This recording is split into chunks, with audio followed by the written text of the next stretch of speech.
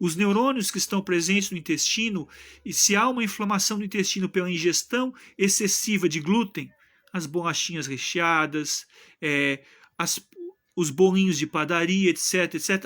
Os sonhos de padaria, né? Meu avô gostava muito do sonho de padaria. Se foi excessivamente consumido o glúten, ele pode inflamar o intestino.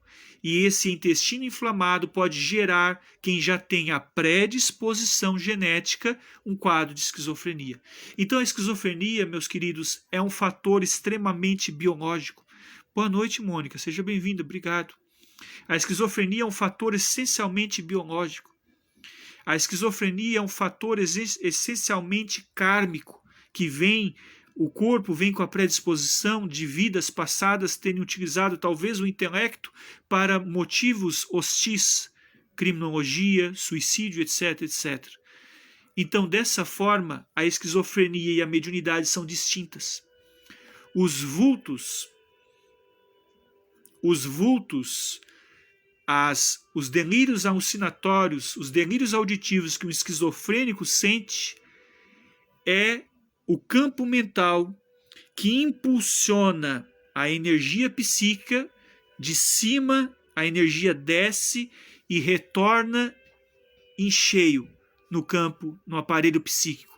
Há uma regressão da libido. Isso Freud falava, né? Freud estudou a psicose, a neurose e a perversão juntos numa obra dele.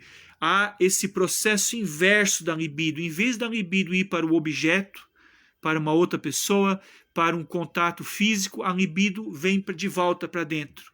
Ela sobrecarrega o sistema neuronal.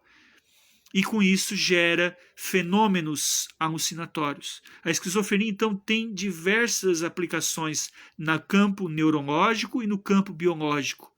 A mediunidade, não. A mediunidade é um sistema eletrônico no perispírito.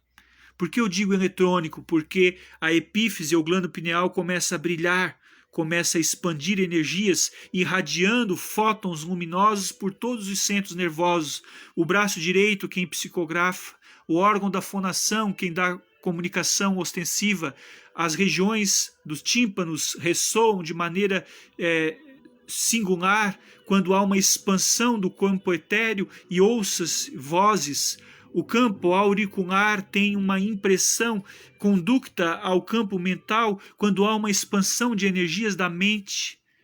O médium não vê com os olhos, ele vê com o espírito expandido, mas o espírito expandido perispiritualmente alguns milímetros, dado a luminosidade da epífise e o afastamento do perispírito, leva a transmitir a visão do espírito para a visão do corpo. É o fenômeno da psicossomática. Então o médium, ele não está jogando a libido para dentro dele, ele não está implodindo energias dentro dele, ele está expandindo.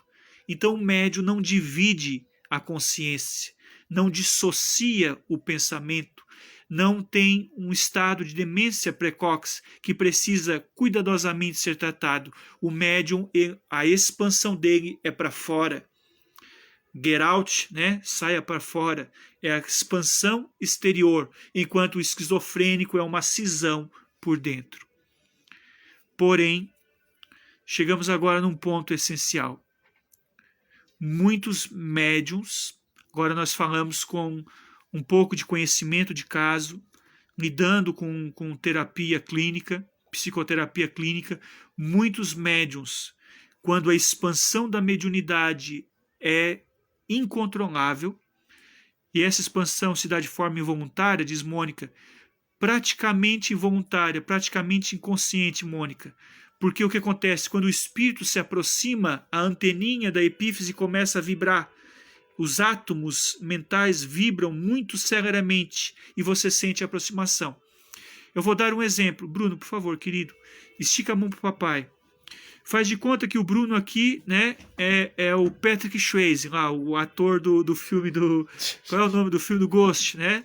Faz de conta que o Bruno é o Patrick Swayze. Ele é tão bonito quanto, né, pessoal? Obrigado. Obrigado. Faz de conta que o Bruno é o Patrick Swayze, é um espírito. E eu sou o médium. Quando o médium e o espírito se aproximam, não precisa se tocar. A expansão dos Ghost, exatamente, Mônica, exatamente. A expansão perispiritual se comunica em energias. Então, essa aproximação, há uma comunicação grande de energias. E essa comunicação é como se fosse uma apreensão de registros.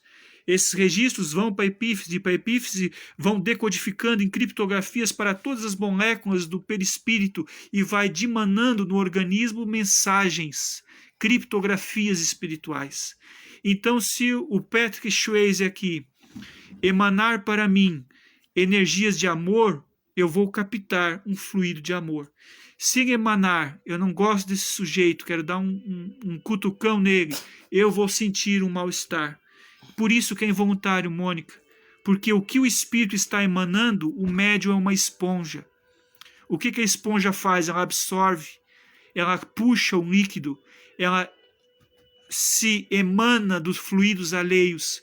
Por isso o médium é chamado vulgarmente de esponja, porque ele absorve os fluidos da entidade. E então é por isso que o médium sabe das coisas, sente as situações, mas não consegue explicar como. Exatamente, Mônica. O fenômeno da premonição é justamente uma comunicação telepática, uma comunicação fluídica, uma comunicação espiritual anímica.